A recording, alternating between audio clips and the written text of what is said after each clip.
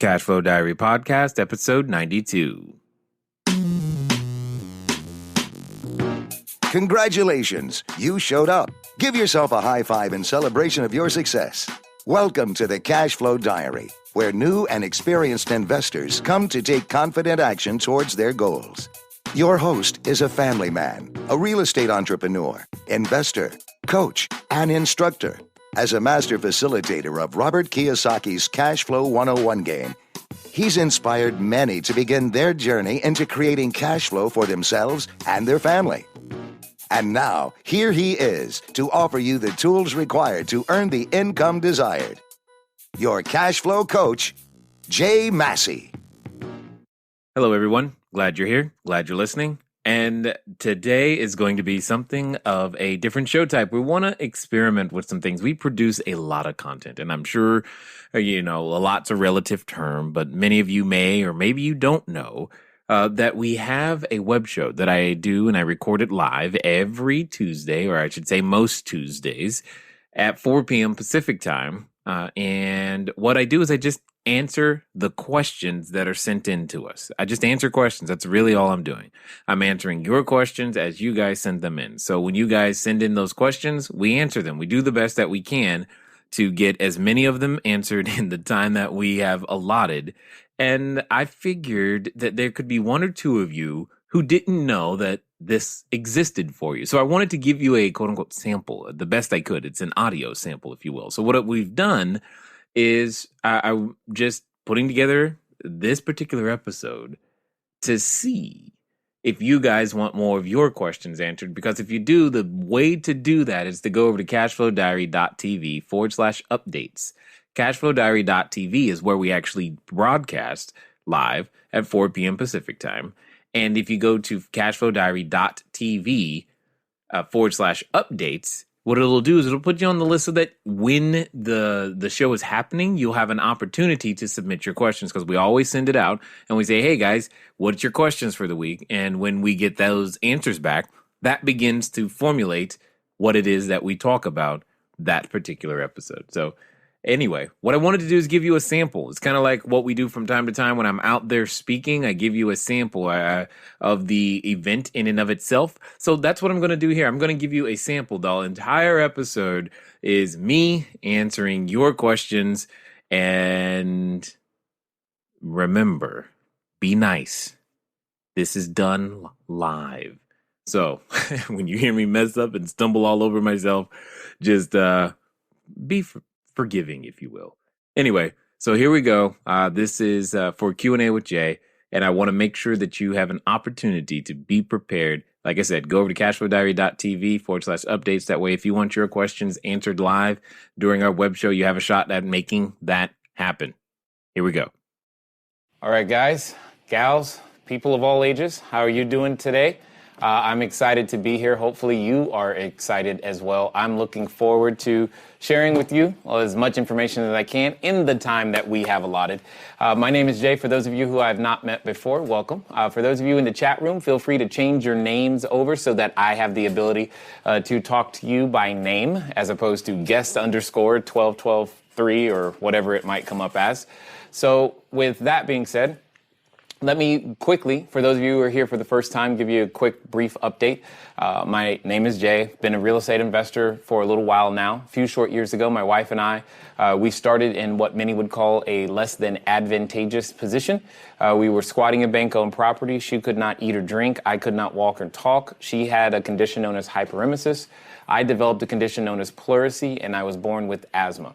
All that put together made it very difficult. That's how we ended up squatting a bank-owned property and selling our own personal possessions on eBay, trying to make ends meet. And a friend came to us and said, hey, you should become a real estate investor. So with a credit score of 398 and barely $75 put together is how we started. And we've managed now to do hundreds of transactions in multiples of different states. Many of you watching have now participated with us in various different transactions. We've got multifamily buildings, we've got commercial buildings, a cell phone tower, building a resort internationally.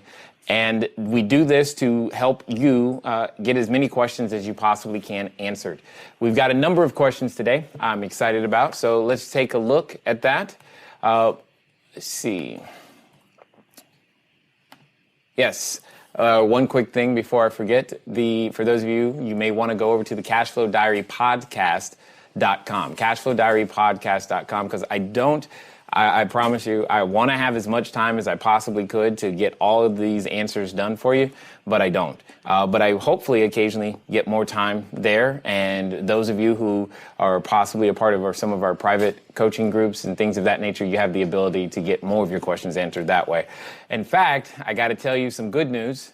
Good news is a lot of you are sending in questions. That is awesome. And I love how deep and detailed they are. That's perfect. Here's the bad news. We've instituted a new rule. I can spend no more than 5 minutes on any one question because there's so many questions, and I'm doing my best to get to as many of you as I possibly can in the time that we have.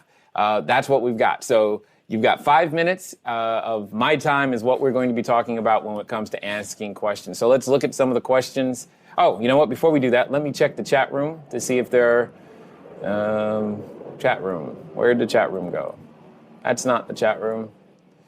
For those of you who want to participate, you can go over to cashflowdiary.tv, and that way you'll be able to participate in the chat room. You'll be able to see, what we see or what I'm looking at as well. And for many of you, what you'll also be able to, if you're watching on a mobile device, we'll occasionally show you the chat room. That way you can see it as well. So everyone, if you could, go ahead and type in, tell everybody where you're from, some of the real estate experience you may have. That way when I come back to the chat room, I can see and greet you, welcome you, those types of things. What we're going to do, as I said, is that I'm going to run over to some questions. Now, here's the good thing and the bad thing. Again, like I said, it's 5 minutes, but I'm also going to be prioritizing questions for those of you who are part of our courses, either our wholesaling course or any of the other courses, or, when I know that you're a part of the course, your questions are going to get prioritized. That way we make sure we get those answered. And then we get to all the other ones that have been sent in as well. So let's see. I know we had a question because I've been talking to yes, Jackson, and I'm sure you're watching, Jackson, because you've been pretty good about that. I think his major question was, where did it go? Oh, yes. Are you supposed to write initial offer and email the seller first, or follow up with a phone call and find out the why? And here's what I'm going to say to you, Jackson. This is how this is done. Your business plan is always done in this order. 3, 4, 5. And these are the 5 questions. Did you start the timer? These are the 5 questions that you must answer, and in this order. Why, what, when. I bet you this 5-minute clock focuses me or something. It makes me answer faster and clearer. Why, what, when, who, and then how. Okay? So you've got to get those questions answered. Those are the types of things that you want to have answered before you actually put the offer in. I want you to get on the phone. I want you more time on the phone than having written offers out there. I would rather you make 100 phone calls and talk to 20 people, and of those 20 people have 10 offers than, hear me clearly, I'd rather you do that than to write 100 offers and never talk to anybody. Yes, 100 offers is great. I'd rather you talk to the person, because what you must learn is to uncover. Here's the secret to getting business done, because you're still in our wholesaling program. The secret is to uncover pain/problems, and then later present your solution. And these are the types of questions you're going to be asking. You're going to be asking the why, what, when, who's, and hows. And you want to find out those 3 things that you've been learning. We all know that we must know, are they ready to do business with you now? Can they do business? And are they willing to do business with you? That's what you've got to find these 3 things out as well as get this information so that you can go out there to write the offer. So I would rather you than writing. I'm again, man, I can't tell you how proud I am. I'm very excited to know that you keep sending in, you keep connecting, you keep contacting us, letting us know this is the progress that you're making. This is what's going on. I totally appreciate your commitment. That's what I love about people. It's why you're part of the reason I do this, just so you know, is because I want people to go out there and have different results, different actions, and you believed in yourself enough and you trusted us with our education to go out there and make some stuff happen. I'm excited about it. Keep going, but that's your answer. Make the phone calls first. How much time do I have left? Did I do it? 3 seconds? Oh, goodness. All right, so let's go to the next question. Got it. So this next question also comes from someone in our wholesale course, and she was asking about the math. And I call it simple, basic math when it comes to trying to analyze what a property might cash flow and or how to predict what that looks like. So here's what I mean. Simple math formula is income minus expenses equals NOI minus debt service equals cash after debt service. Okay? That's the formula I like to use. That's the formula most people use. And I'm going to just show you how this applies. So, especially when you're trying to make that is this property worth pursuing or not type of decision. So go, no go. Eventually you'll get to the point to where you can do this in seconds as opposed to it taking a long time. So let's say, for example, the property rents for $1,200. The expenses, I'm going to automatically calculate at half that number, which by default means half is left because I'm doing subtraction here. Okay, hopefully that makes sense. And then, even though I don't have the financial calculator out right now, but we will later, right? We're just going to say that for debt service, principal and interest, we're allocating $300 on a monthly basis towards that, which means, in general, $300 is what's left over. The question I have to begin to ask myself is $300 on this one property, on this one door, this one unit, is that acceptable to me or not? It's up to you. It doesn't have to be. It could be. But the point is, for me, this is a go decision. This is a total go decision. Because I'm okay so long as the property has at least $100 of cash flow on the door. But, some of you might want a fatter margin. There's nothing wrong with that. Then when I interpret this information, here's what this means. This means that if the property rents for $1,200 and I manage it so that I'd spend no more than $600 a month in expenses and make sure that my mortgage payment's no more than $300, then you have a good shot at being able to make this property work. You got to make sure you include all the expenses in your economic model and make sure that you work with a competent broker to understand how your loan works as well, or your private financing that you structure. So these are the this is how the math should be done. Now, you could also do it in reverse, okay? You could also do it in reverse. Let me show you what I mean by that. What I mean is, say you just said to yourself, I want to make $200 per month of cash flow. So we're going to start with the back end. So cash flow. And we want that to be $200. Then what that means is, okay, we have cash flow. And I've got to do this. Remember, I'm doing this in reverse. So it's like doing your ABCs backwards. It sometimes is a challenge. So you're actually adding the debt service back to come up with a new number. And that new number is going to be the NOI.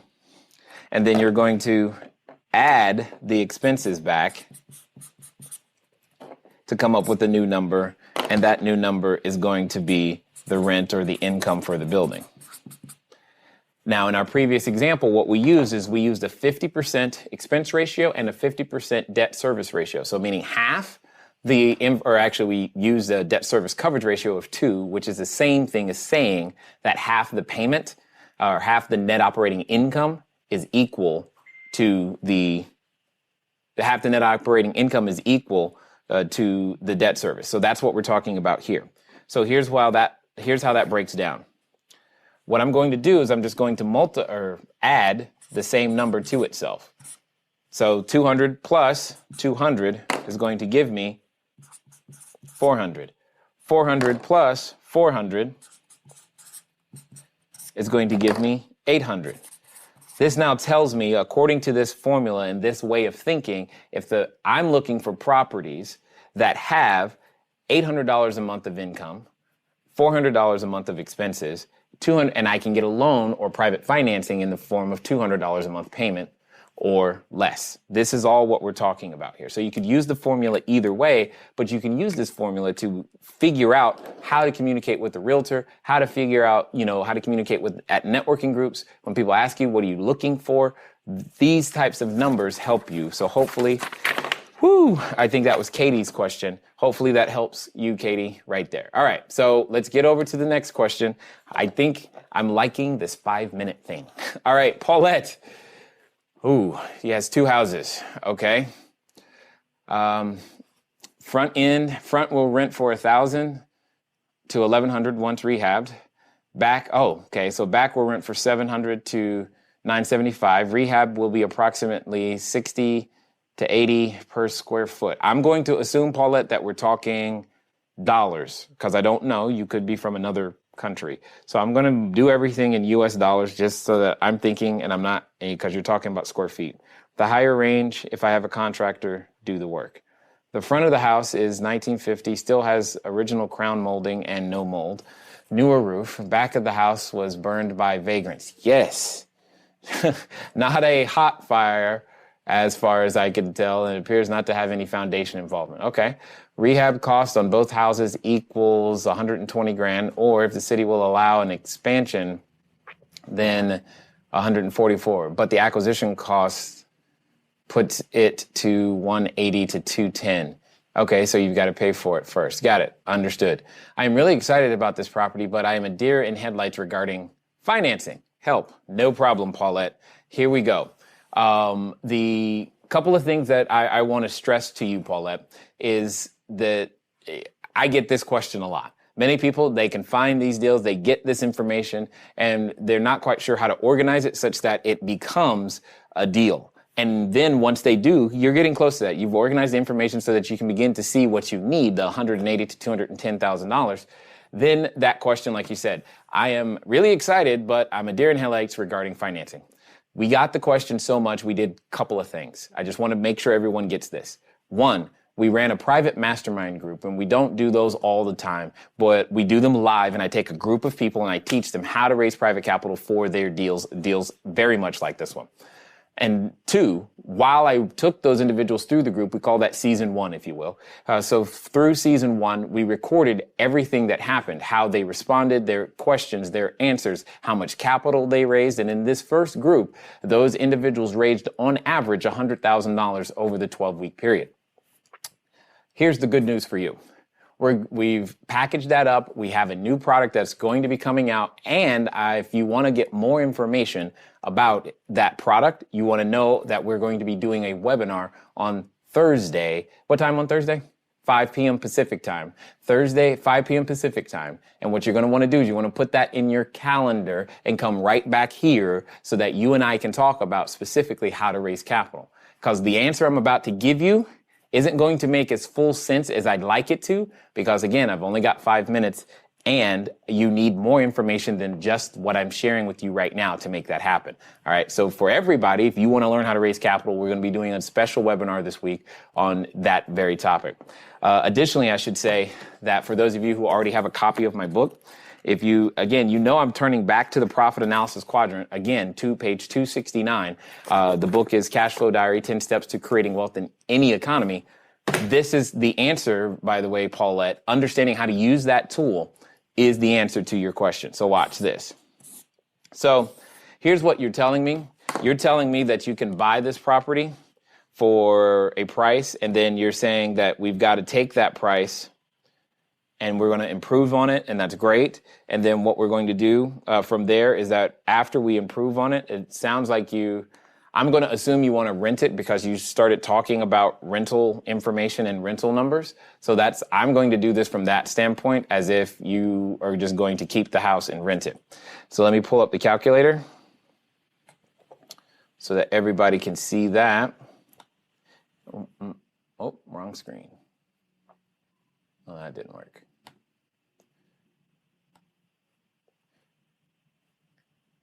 Okay. Now, there we go. So now what we're going to do is we're going to do some math together and figure this thing out for you. So first and foremost, we need to figure out where we're starting at. So 180, I'm going to take the low end of all the numbers, okay? So first you're telling me it's $180,000 is where we are. So I'm going to type in 180 minus, and I'm going to take the low end, so it's 120 of the rehab costs. So I'm going to take minus the 120. And if I understand that correctly, what you're telling me is that I can buy the building for $60,000. Okay? What does that mean here? Okay. What does that mean? You're going to have to give me a little bit more time on this one. So what does that mean here? In the profit analysis quadrant here, we're talking about appreciation. Here, we're talking about depreciation. Over here, it's amortization. And over here is cash flow. So the appreciation in this case is going to be forced appreciation. For those of you who remember, there are 5. We don't have time to go through all 5, but there are 5. And we're talking about forced appreciation is the primary play, is what I see. We're starting at $60,000 on our way to 180. Oh, sorry. We're going to put another 120 in the building. What I don't know is the after repair value, because that's probably the one piece of material that I'm missing in this case. You tell me what the rent would look like, but you don't tell me what the after repair value is. So just know that the homework assignment is to go find out what the after repair value would be on this particular deal. So assuming the after repair value is, and I'm totally making up the number right now, I'm going to say 300,000. The difference between the 180 and the 300, this is your $120,000 of forced appreciation. So that's what you need to know. You need to know what the ARV is to figure out your appreciation for this particular quadrant of the whole transaction. Now, there are 4 quadrants. We're only going to talk about this one for the time being, so that you can understand how this works. So of this $120,000, the question I would have for you is how much do you want to give away and how much are you willing to keep? And there's no right or wrong answer. It's just how much are you willing to give away and how much are you willing to keep? To make this simple, I'm just going to say, how about you give away $60,000? Okay, so what you're going to do is you're going to give away $60,000 of the 120, also known as half. So here's how that works. If you're giving away 60, ignore the depreciation part for a second, because you're giving away 60, that means the investor's return is 60. Let's assume you needed to borrow the total $180,000 in order to make this deal work. So they gave you the 180. So now all I'm going to do is figure what their return would be. Their return is going to be 60,000 divided by 180, which in this case is 33%. And now what you're selling is, Mr. Investor, I'd like to give you a 33% return. If you'd like to do that, sorry, guys. There you go. I'd like to give you a 33% return. And it would take, however long it takes, call it 90 days in order to generate that. This is what you're selling. You're selling a 33% return over that 90-day period. Because what you then have the ability to do is refinance that property, take that income out, and be able to pay the investor back. Or the investor can stay along with you. You can begin to structure this in many different ways. But this is the technical part of what I say once I've found the investor, once I've qualified the investor, once we've sat down and we've gotten to know each other a little bit and I've found out what it is that they're looking for. These are the series and steps of processes that you must go through before you get to this conversation.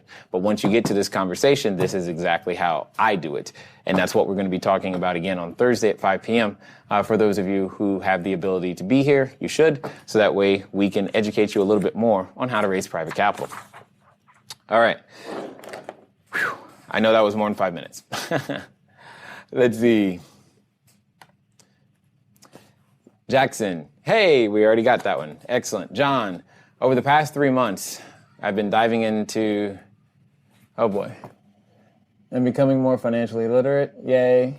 You graduated from Virginia Tech. Excellent. I can already sense that working in the what? 9 to 5 is not where you plan on being. No down play on the 9 to 5, but I want to be able to create passive income for myself and my family. Understood. More time, girlfriend, daughter, family, volunteer groups, etc. I have to rearrange numerous arrangements, canceling people, do my schedule, and I have, yep, I understand. I'm willing to learn, and I'm a firm believer in baby steps. That's good. The one thing I have a difficulty with is actually stepping out and making the bold move of just doing it. I'm going to assume that was very new to real estate and want to learn as much as I can, but I understand the best way to learn is by doing. I just want to make sure that I have enough knowledge, okay, to get me started. I'm very interested in learning about real estate wholesaling, okay, and how I can use that to my advantage. I really just want to know a good place to start and what are some of the basic things I need to know to begin getting my feet wet with real estate. Thank you for your time. Have an awesome day. Be great. Be great. That's the hard part. So let's see if I can't figure this out for you. Some things that I want to say to you, though, is you mentioned that you said this word, this combination, this phrase. You said enough knowledge.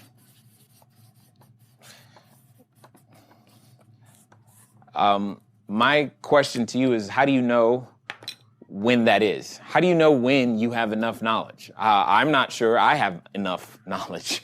I don't know that anybody ever stops learning.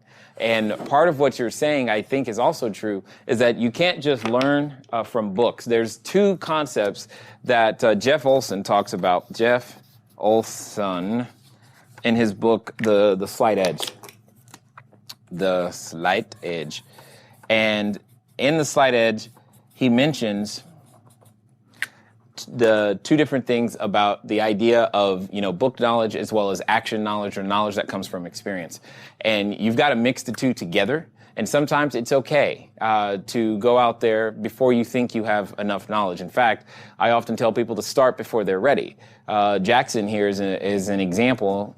He's been, I think, 7 or 8 weeks now into the process, and he's already writing, a number of transactions or a number of deals, a number of offers every week. He knows how to do that. He didn't start that way, but it's been a process, and he's been going and moving at what I call the speed of instruction. Unfortunately, most of us are uncomfortable moving at the speed of instruction because we want to know the whole steps. We want to know everything before we take the first step. And what I'm saying to you is go take that first step, because that first step is, after that first step is where all the real learning truly, truly begins. And until you do, you're just going to be stuck. And here's what I'm going to say to you that you may or may not like. But again, my job is to be a coach, to possibly prod you, nod you, maybe even make you or some of the people watching angry so that you actually go out there and get something done. What I mean by that is simply this. Fear does a number of things to us, okay? It does them in a particular order, and I want to say this to you clearly. Fear does, at first it disguises itself, then it divides us, and then it destroys us. Disguise, divide, destroy. That's what fear does. And right now, one of the more popular disguises for fear is, I don't know enough yet, so I can't get started. It's the first thing I recognize when I'm reading your thing, and I'm like, oh boy, I know what that sounds like. After the disguise, the divide happens. There becomes those who take action and those who don't. And then because those who take action achieve a result, those who don't also achieve a result. It's just one that they don't want. And then this divide begins to happen.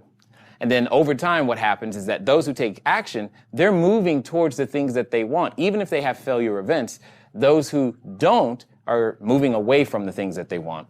And it's just imperceptible, and it happens slowly, and it happens over time. And my counsel to you is to go take action, to put fear in the back seat. It doesn't mean that you're suddenly, unafraid. It just means that you're willing to take action in spite of the fact that you are afraid. And my friend, that's what I want you to do. You can do that A really good example is there's a webinar just below this video that you have the ability to click and register for. That'll help teach you the basic concepts of wholesaling and help you the same way that we've been able to help Jackson and many others, Katie and many others who are probably watching right now as well, because that's what I want to do. That's why I do this, is to help people get beyond all those things that tend to lock us up and keep us small and not ever exercising our greatest selves. So I'm going to check the chat room. Let's see what you guys have to say. Oh, always remember to put the marker cap back on. Let me tell you that. So let's see what you guys got to say here. Where's the chat room? Whoa. All right. Afternoon, Jay. Could you explain the offer process when writing off? Yes, we talked. Hey, Jackson, good, you're here. What are your thoughts on raising capital with family members? Good question, Mike. Good question, Mike. Mike, and what's interesting to me is that Mike was one of the participants in the live mastermind group. So that's good. Hopefully, Mike, you are still out there using the information. As far as raising capital with family members, I don't mind it per se. It's just that none of my family members have any capital. You know what I'm saying? So with that being said, you've got to ask yourself, do you actually want your family members understanding and knowing how much you earn? Is that comfortable for you? If the deal goes south, is Christmas now going to be less than amicable? And everyone needs to be very, very hyper clear. You don't need to give them any sort of discounts. In fact, in many ways, you need to make them jump through more hoops and have tighter policies and tighter stringent rules when dealing with family members. So those are probably the biggest counsels pieces that I would give you, because you're going to see these people all the time. And when you see them, you want to make sure that you're in a position to where you actually don't want to hide, regardless of whether it goes well or whether it doesn't. So let's see. What else we got? Family members got it. Thanks, Jay. I am raising private capital via someone's 401k plan. Sandy, I got plenty of thoughts on that. It's actually one of the primary strategies we use in the webinar that's coming up, talking about raising private capital. I've got lots of thoughts because that's been the primary source. I love how many questions you guys have about raising private capital. I'm hoping that means all of you are going to be there Thursday, 5 o'clock. Make sure that you put it in your calendar. Move at the speed of instruction. Open up iCal, because you all should be Apple users, by the way, just so you know, my personal slant and bias. You open up iCal, type that thing in there. 5 o'clock, we're going to be going through your questions, all right? And come back here to cashflowdiary.tv so that you can see it 5 o'clock Thursday. Be here so that I can answer more of your questions, specifically as it relates to private capital, and you can find out the details of our new Raising Private Capital product as well. Okay, let's see. When dealing with, it scrolled on me. When dealing with structuring a purchase money mortgage, first of all, Jackson, right there, I'm already excited. You're speaking my language. You're actually using the terms. When dealing with the purchase money mortgage, one of the benefits to the seller is owning a note for income without having to deal with taxes, utilities, tenants, etc. Yes. But if the seller were to agree to take on the management for a fee, wouldn't he then still be responsible for tenants and repairs? Would the only benefit for them at that point be not paying PITI? Got it. Yeah, that's why I don't think a seller would ever do that. They typically, if I'm going to offer someone a purchase money mortgage, it's because they are tired of the management part. They don't want to be dealing with the tenants and toilets and stuff like that. They just don't want that. So I don't ever see that going down. It could, I guess, but I don't see that going down. But yes, your understanding is 100% correct. Is that Nickel? Nick, I'm sorry if I'm butchering your name. I'm doing the best I can. Read your book. Good stuff. Thanks. Hey, Mike, if you could put an ad on your vehicle regarding raising private capital, what would it say? Mike, I like you. You are a genius in so many ways. Here's what it would say. I'll write it for you. Here's what it would say.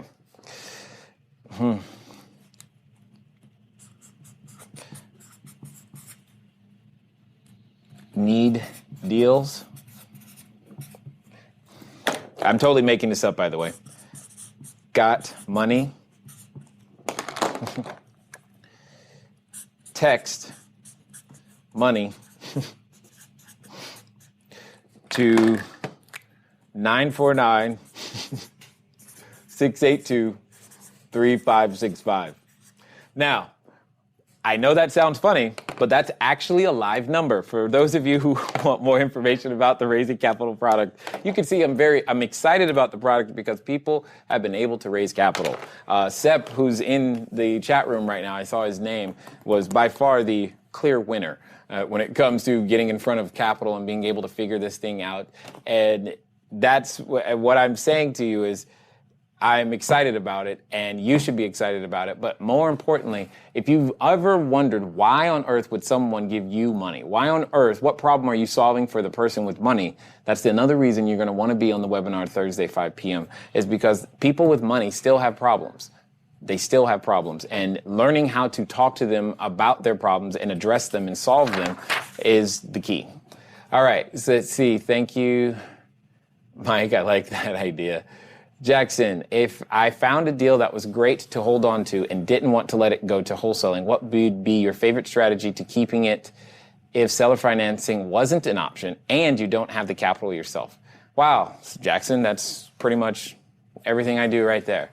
What are your thoughts on raising private capital if you wanted to? Oh, see, you just lost me right there.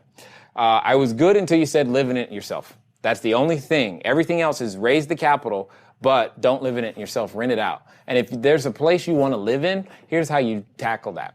You do enough of those types of deals until you have enough passive income to pay for the place you really want. Okay? And then you move there. So, in fact, I'm sure the guys here in the studio are eagerly awaiting the day that I'm ready to really move into what I really want. But until then, we're here, so oh well. And that it is what it is. But I'm in agreement with 100% of your strategy until we get to the point and you're talking about living in it yourself. So that's where you miss. Hey, Richard in the OC. Excellent. Sandy, I was afraid to speak with an old friend about real estate investing, and I did it anyway. Yay. Guess what? She will be participating in a deal using her retirement account. That's called opening your mouth. Yes. Good job. She was thrilled to do so, of course. And I shared this with the people in this room so they know not to fear having the conversation. It's just a conversation. And he's so right. Thanks, Sandy. And yes, here's the thing. An offer is an invitation for a conversation. If you can ask someone, hey, would you like to go to the movies? Then you have the ability to ask them, hey, can I use your $200,000? It's the same thing. You're like, no, it ain't, Jay. That's $200,000. A movie ticket is 40. Yeah, no, I know, 40, right? It depends on where you're going for the movies. The point is, you can ask them to go to the movies. If you have the physical ability to do that, you can ask them to use the capital because you're solving a problem. The movie solves a problem. Entertainment is usually something that we're after. We want to be entertained, so we pay for it. When you go to the restaurant, hey, let's go eat together. Okay, cool. Solves a problem. They need to eat. All of these things are things that we just don't think about in the same way. An individual, just because they have money, I've heard people tell me things like, hey, I got too much money. I don't need any more money. And those are the individuals I love working with. And what I'm saying to you is you have the ability to be in front of them. I can teach you a system that'll keep you in front of them and allow you to use it over and over and over and over again so that you can continually raise capital anytime you need it to go out there and do bigger, better, and more deals. So, let's see. Okay, let's go back over to the questions that were sent in. So, John, we are now into Debbie. I have ordered Jay's book. It's not here yet. Awesome. And I have been researching properties, especially foreclosed condos and duplexes. I want to learn how to use, seriously, other people's money. There's a group on LinkedIn where people post that they have capital for real estate. Are these legitimate? Ooh, good question. Good question, Debbie. Love it. Personally, I've not done any business with any of those. I can't say they are. I can't say they're not. What I can say is this. Even if they are, I would still rather deal with someone I could see face to face. I could hear and talk to a real person because they're going to have a little bit more stringent requirements in terms of the box. So let me tell you what I mean. And we're kind of getting ahead of ourselves here a bit in the sense that for those of you who are coming on Thursday, at 5 p.m. Here to cashflowdiary.tv to watch the webinar on raising private capital. This is some of the stuff that we're talking about. So there are different sources of capital, right? And not all capital is treated equal. Not all capital has the same amount of requirements. Not all capital has the same amount of restraints. Like many of us are familiar with banks, right? Banks typically use this FICO. That's their box. Their box is a FICO, and that's what they use. Sometimes you're familiar with places like angel investors, right? And their box is whatever they want it to be. You know, it's usually a cause, it's more cause-driven, not always financially driven, etc. And then we've also got VCs, right? Venture capitalists. And they've got a completely different box. And then we actually have the person that I'll teach you to find is the private investor.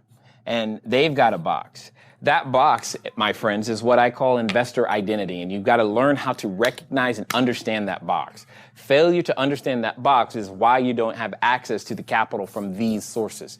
Once you understand that box, they'll give you all the money that you could possibly use once you understand it, and that's the key. One of the many keys.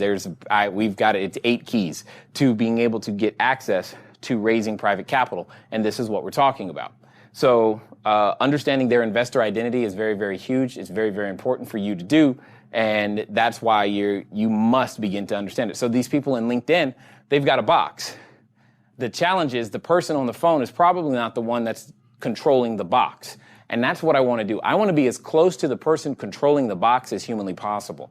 I can't get much further away than when it comes to banks, because banks just doesn't somehow make it work right. And they've got their own box. It's predefined. It's very stringent, the way that they do things, and it doesn't typically fit what you and I are trying to do as investors. So learning to find the private capital is a good idea. It's better for you to figure out ways to attract the capital to yourself than to go to someone advertising for capital. Because if someone is advertising, I've got money, bring me your deal, their box is by default going to be narrower, usually, than what you're looking for. So hopefully that helps. All right, let's go to the next question. Or hold on. It looks like there's a question in the chat room. Let's see. Are you saying to use or not to use private capital for the purchase of your own home? I am saying not to. I am saying not to. I am saying not to. Hey, don't do it. Okay, that's what I'm saying.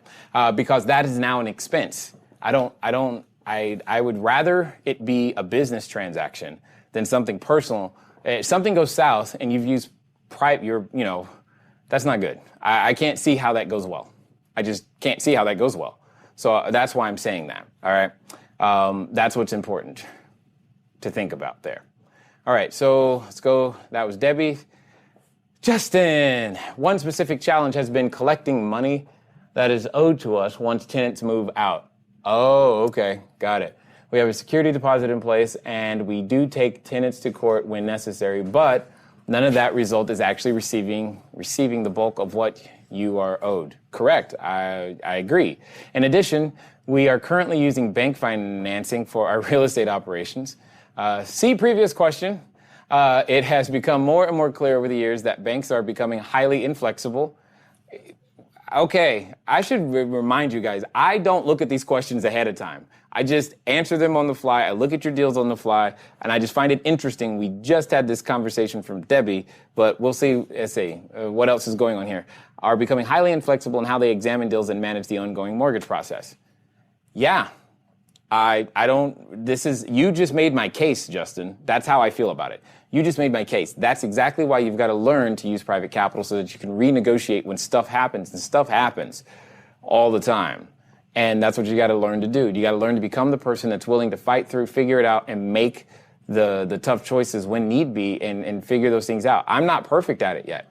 As many of you know, we are on our way to, our goal is to get to 1,000 units in the U.S. and 1 million square feet. We're not there yet. We're a third of the way there, but we're not there yet. So I'm still learning these things too. Now, for me, in a lot of cases, depending on your class of tenant, all of you know about the Walmart, Nordstrom, Target thing. Depending on your class of tenant, it may not make sense to actually have a security deposit. I know that sounds like, what? Because a security deposit, first of all, if you think about it, on your balance sheet, it's a liability. I would rather collect extra rent in exchange for no security deposit than to have a security deposit that I'm going to have to give back, that I'm going to have to spend money to protect, because I'm going to have to open a separate account, keep it completely separate, and do all those things. And typically, as you have already stated, getting that security deposit never covers what they did, and then you're trying to sue, and that's more time and expense. So eliminate all that. Charge a little bit more in rent, and when they ask why, well, there's no security deposit. And that typically works, and it works very, very, very, very, very well with people who have pets. Because if you do that, you charge a little bit more for Fido and Fluffy, and let Fido and Fluffy stay there. Something like $25 per month per pet. And in exchange for no security deposit, they stay longer, they love you, they're like all these things. I'm telling you, it works. So Justin, I'm glad you're in the fight. Keep fighting. Anything that we can do to help you out is what we're going to do. As you heard me say already, we have a webinar coming up for this very reason, because a number of you guys you keep asking me this question. And so it's like, I don't know what to do except for then solve the problem and create a product for you so that you can learn how to raise the capital and how to deal with these issues. And that's why we're doing the webinar on Thursday. So you have 2 buyers for wholesale deals. How can I motivate them to work faster to get deals done? Well, Rose, motivating people, we're going to go here it is.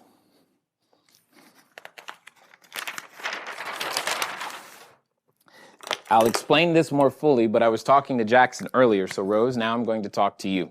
And remember, it's these 3 things. It's now, you, can, and the rest of it, so it says 1, 2, 3. Sell me something. Now you can sell me something. For most of us, we're selling too soon in our sales cycle, okay? And what that means is that you don't know why they would move now. That's why they're not moving now. You don't know why they would do business with you, which is why they're shopping it around and talking to other people. You don't know if they have the physical ability to do business with you or to do business in general, which is why when it comes down to closing, they keep saying, well, let me talk to this person, let me talk to that person. You're not asking these questions. You're not asking and here's the key to urgency. The key to urgency is to understand if they're bleeding. You're like, what? Here's what I mean. Many of you right now watching this, you may have something wrong in your body. So I'm just going to use your physical body. And inside your physical body or on your physical body right now is something that you know is there, but you haven't gone to the doctor for whatever reason. Now, you wait until that something swells, changes color, starts leaking, and then all of a sudden, it became urgent, didn't it? And you know what you do? You get on the phone, you call the ER, and you head out, and you get it handled. That's the point. It wasn't urgent enough yet for you to do something now. So when we're dealing with investors, we've got to understand, why on earth do you want to be involved in real estate investing? One of my most favorite questions that I often tell people to ask, and I kid you not, it works. It's really why. You ask any question. My favorite one being, have you ever considered getting involved in real estate investing? Then when they answer, you go, really why? In that chain of questioning and understanding that is how I've been able to pull together a bunch of resources to go out there and do business.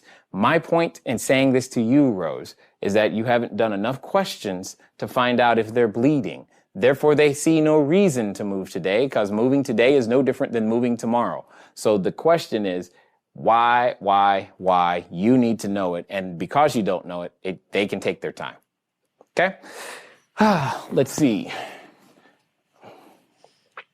Is that in the chat room? Tiffany, we'll get to your question in a second. Let's see. Whoa. What is this? Okay. Do you or have you been a member of any networking groups? Yeah, Mike. And no, I don't use a Wyoming entity at all. I have been a member of BNI. That was a long time ago. But those structured networking groups are great places to go for those learning how to network, because they'll teach you, which is great, especially BNI. I like that one a lot. So that's a very simple question, easy to answer. Let's see, Tiffany, I went to dental hygiene school and got my bachelor. Okay. I'm currently working as a hygienist in Las Vegas, also known as Lost Wages, Nevada. I am making decent money, but my mom owns her own real estate and property management company, and I have been wanting to get involved with buying rental real estate and real estate investments, but I'm worried that my degree will go to waste. Oh. And I'm scared to start completely over when I have no experience in the real estate market. However, I'm only 25 years old, and I know that my passion is in real estate, and I want to have the opportunity to make money proportional to the amount of work I put into something, rather than continuing to work an hourly wage and salary. I have no idea where to start, but I know I need to start somewhere. Okay, Tiffany, here's your first step. What you're going to do is you're going to click below and join the webinar, because that's exactly, I understand you completely. You're going to learn to raise capital. And you're going to learn to do wholesale transactions like Jackson. This is getting started. Now, that's the short version. Here's the truth of I'm going to tell you what you don't want to hear. And you can take it, you can leave it, you can lump it, but here's what I know. I know that I am telling you everything that I believe from the bottom of my heart. Same things I tell my children. And you may not like the answer, but again, that's not my problem. So, if you ask me, most, not all, most degrees are indeed a waste. Now, you happen to pick one that is a technical degree, so you have a way of technically earning money simply because that's what you were trained to do. So that's good. I think you did good there. Here's the challenge. You recognize that your passion isn't your purpose, and you're playing outside of what it is that you actually want to do. That's going to never go away until you actually begin to do what you want to do. So the question is are you willing to cut the cord early? I.e., you're 25, cut it now. Plus, you have a mentor, it sounds like, in some sense. Who did you say, your mom, your cousin, your mom? So maybe your mom can help you, in a lot of ways. And if you don't feel she can help you, or you don't have that relationship to be able to learn from mom, then obviously we're here to teach you as much as you're willing to learn, provided you're willing to do what we ask. I don't want you filling your head with a whole bunch of knowledge so that you know stuff. I want you filling your body and muscles and mind up with a whole bunch of experiences based upon what you know, and going forward there. But you also hit on something that's very, very key for everyone to understand, is that you can make a nice hourly wage, but it's that self-improvement. It's that work outside of those things. Working on yourself helps you begin to build and make your fortune. So, Tiffany, if anything we can do to help you, I'm more than willing to do that, as you know. Again, repeat, webinar, 5 p.m., people. 5 p.m., not tomorrow, Thursday. 5 p.m. Thursday, we're going to be talking about raising private capital. Nikki, I am financially challenged, and my credit is not the best. I really want to learn how Jay Massey accomplished this without having to use his own money. Thank you in advance for your response. Nikki, that is probably one of the most common questions I get asked. And what I'm saying to you is very similar to what I've been saying this entire show. This has been like the financial raising money show today. I didn't know that was going to happen, but that's okay. And that's also why I put it in a book, Cash Flow Diary, 10 Steps to Creating Wealth in Any Economy. Chapter 1 is that chapter is all about how we started, and everything else are the steps we took to continue to build. If you want to figure that out, maybe, just maybe, you pick up a copy of the book. It's $9 for the ebook. It'll be to you in a few minutes. Or you can feel free to, buy a physical copy. Buy one and I'll sign it for you and send it to you as well. And you can click the link just below the video to be able to gain access to that as well. Because there's a lot that has to change with your mindset. There's a lot, what you don't have isn't important. What you should begin to focus on is what you do have. And when you do that, you begin to see different things, different opportunities come your way. So just keep that in mind. Okay. Problem, my age. I am 17. Wow. Tyler, that is probably the most direct question I've seen in a long time. That your age is not a problem, but I love the way you said it. Your age is not a problem unless you choose to let it be a problem. You could reverse those digits and say, problem, my age is 71, and I would still tell you the same thing. The age is not a problem. What is a challenge is your ability to think about leverage. Sometimes what you're leveraging is OPT, other people's time. Sometimes you're leveraging OPK, other people's knowledge. Sometimes you're leveraging OPE,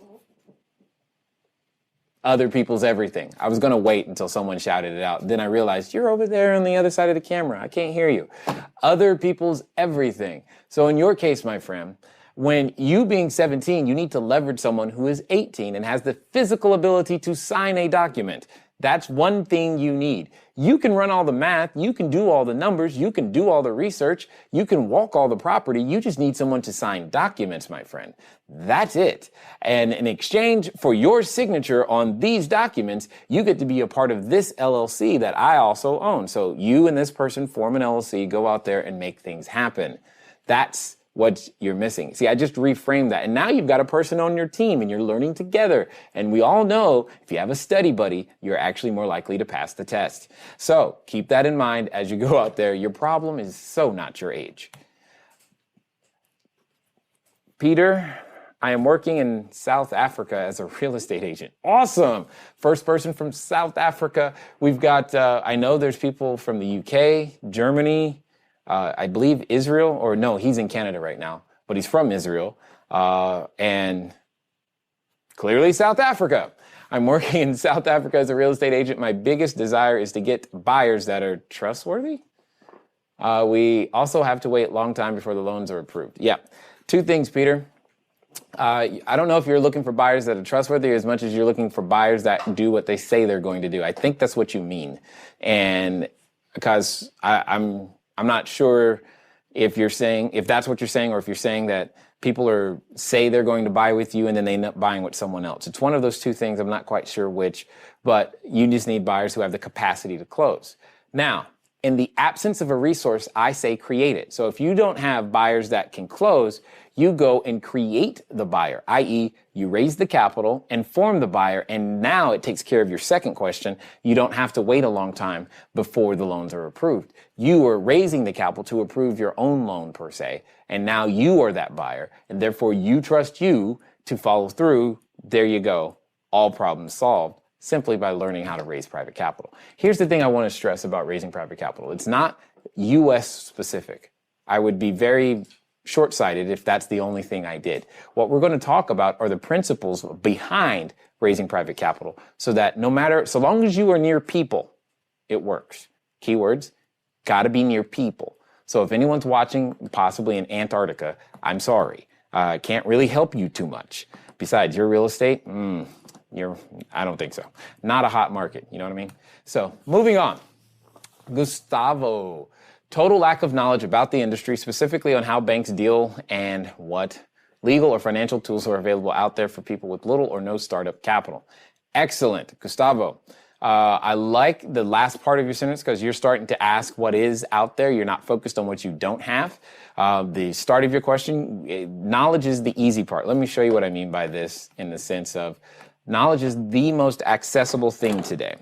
Inside of a real estate transaction, we typically have these four components: knowledge, time, money, and credit. You can typically draw a dividing line straight down the middle, and he or she with the knowledge and time typically does not have the money or credit, and the reverse is also usually true.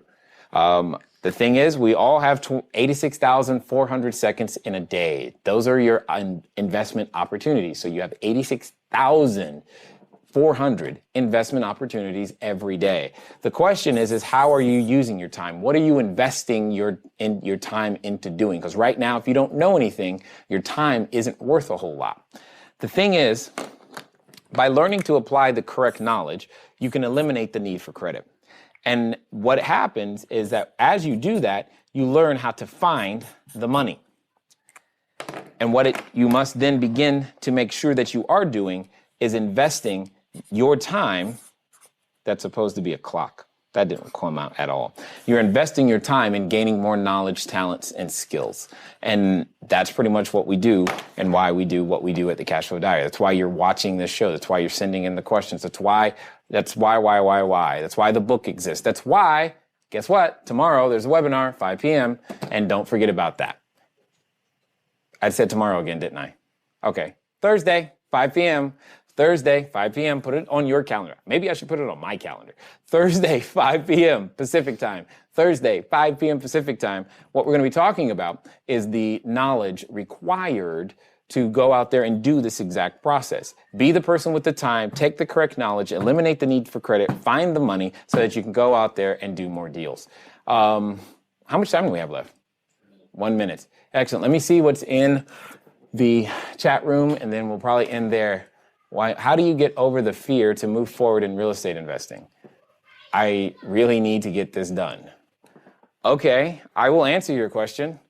I don't think you're going to like my answer, Richard, but again, that's not my problem. My problem is that I want you to understand fear doesn't it's not something you get over. You can get in front of it, but you can't get over it.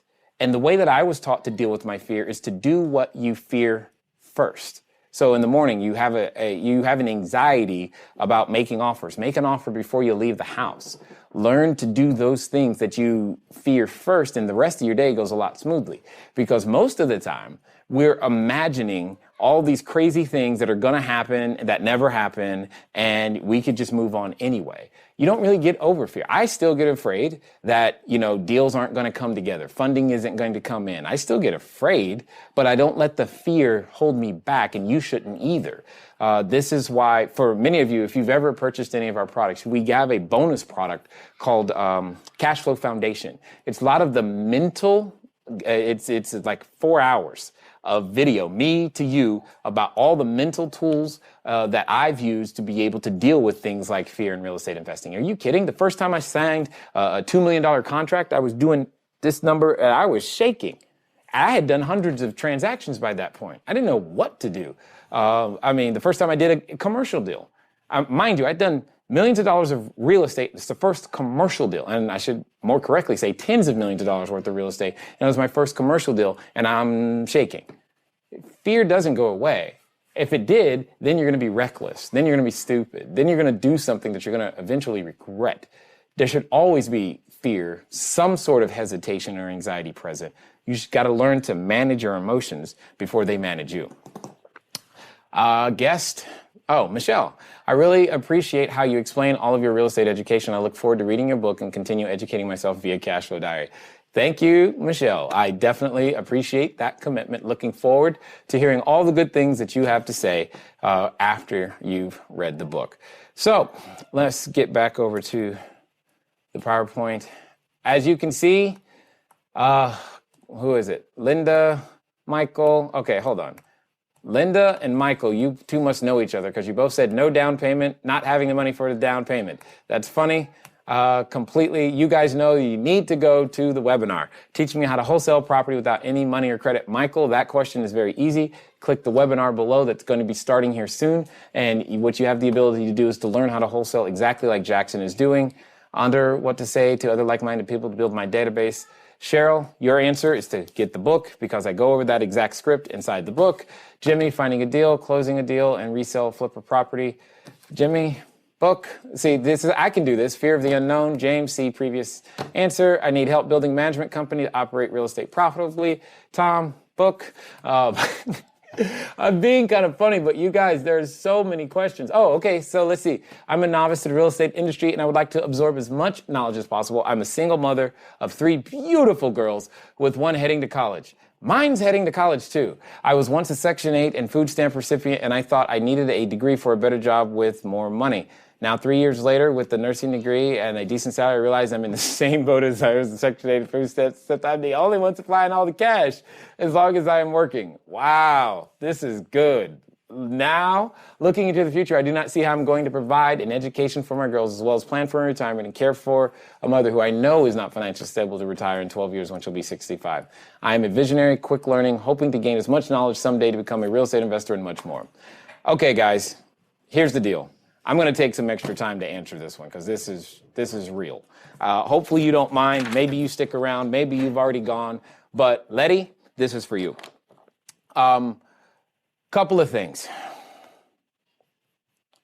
You've got to, here's what it is. And you are learning things, and in the real world practice, first of all, you learned a very valuable lesson that what you think may be true may not necessarily be true. What you've heard is true may not necessarily be the way. I get this all the time. How is it? I'm a college dropout. I've got a PhD though, public high school diploma. So let's give me credit for that.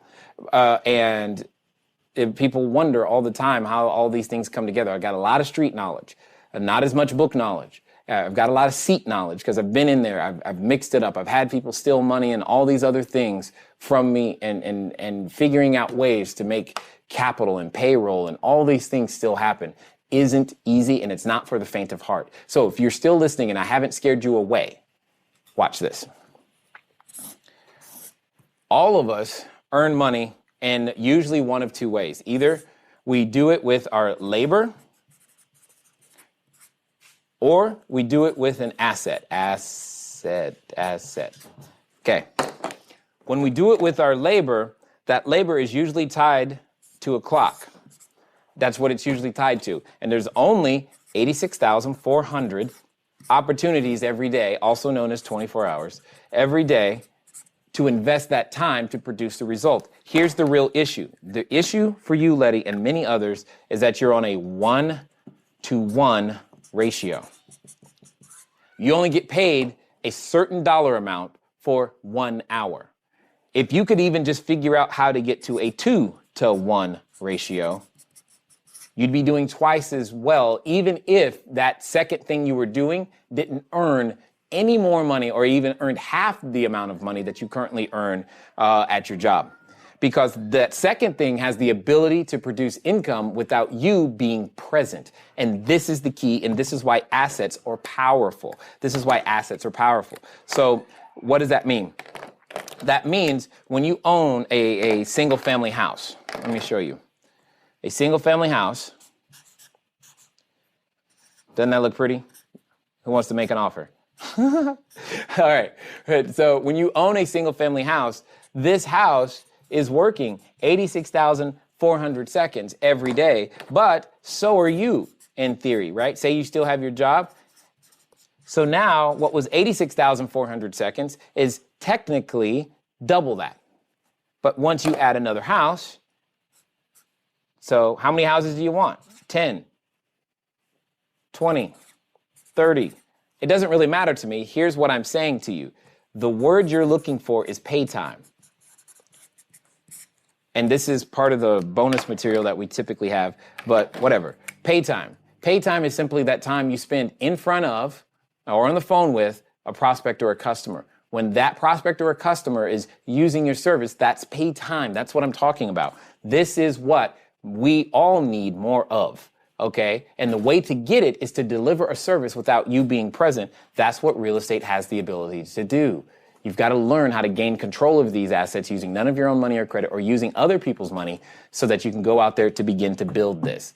That's exactly where I started from. That's what the book is designed to do, is to teach someone whether they've ever done it before or not isn't important. What is important is that you're willing to take a $9.99 gamble on yourself if you want the ebook, or a larger gamble, quote unquote, on yourself if you invest in one of our courses, so that I can show you step by step. And again, it's proven information because you get to watch what the other participants did and do to gain their success. And for those of you in our courses, you do know already that we have a private Facebook group so that you and I can continue to talk and we can all continue to grow together as we go out there and build bigger portfolios.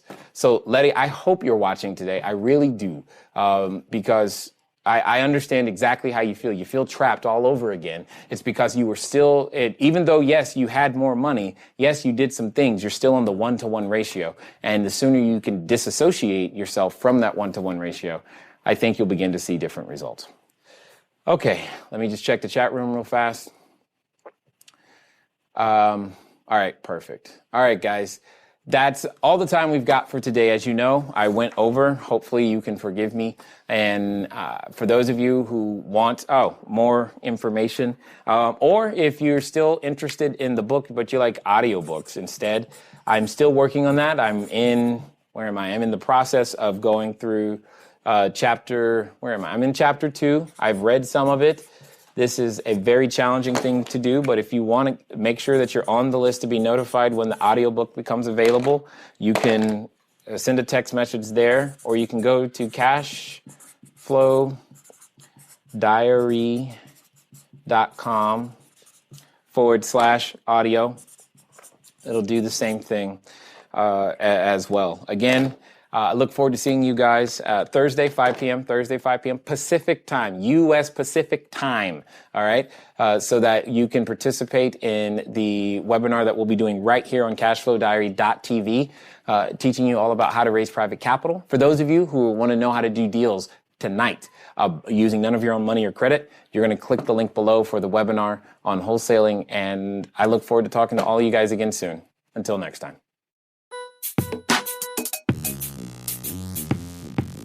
Thank you for investing your time with Jay Massey and the Cash Flow Diary. When you have a moment, please visit iTunes and leave a positive comment about the show. And go now to our website, cashflowdiary.com, to take advantage of our free business building course, Cash Flow Foundation. Gain the knowledge, understanding, and skill that will teach you how to never need a job again.